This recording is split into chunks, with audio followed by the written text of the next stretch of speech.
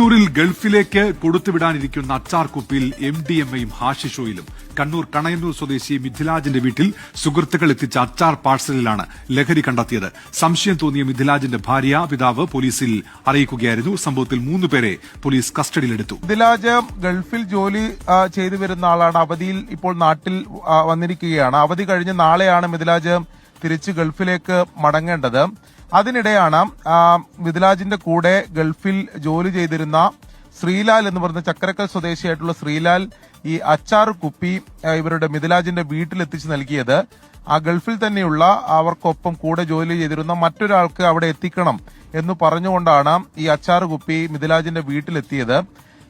എന്നാൽ മിഥിലാജിന്റെ ഭാര്യ പിതാവിന് ഇത് സംബന്ധിച്ച് ചില സംശയം തോന്നി. ഇത്തരം കൊടുത്തുവിടുന്ന സാധനങ്ങളൊക്കെ പൊതുവെ മിഥിലാജിന്റെ ഭാര്യ പിതാവ് പരിശോധിക്കാറുണ്ട്. അത് പരിശോധിച്ചത് എന്തായാലും അത് ഗുണം ചെയ്തു എന്നതാണ് വളരെ പ്രധാനപ്പെട്ട കാര്യം.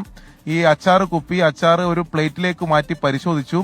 അതിനിടെയാണ് MDMA-യും അതോടൊപ്പം തന്നെ ഹാഷിഷ് ഓയിലും ഈ വലിയ അച്ചാർ കുപ്പിയിൽ സൂക്ഷിച്ചതായി കണ്ടെത്തിയിട്ടുള്ളത്. ചെറിയ ക്വാണ്ടിറ്റി മാത്രമേ ഉള്ളൂ. പക്ഷേ അത് ഈ ഗൾഫിലേക്ക് കടത്തുക എന്നുള്ളത് ഗുരുതരമായിട്ടുള്ള കുറ്റം തന്നെയാണ്. ഒരുപക്ഷെ ഭാര്യ പിതാവ് അത് പരിശോധിക്കാതെ ഇത് എയർപോർട്ടിലെത്തി അവിടെ നിന്നാണ് ഇത് പരിശോധിക്കുകയോ അല്ലെങ്കിൽ അത് കണ്ടെത്തുകയോ ചെയ്തിട്ടുണ്ടെങ്കിൽ മിഥിലാജിനെതിരെ വലിയ കുറ്റങ്ങൾ ചുമത്തപ്പെടുമായിരുന്നു.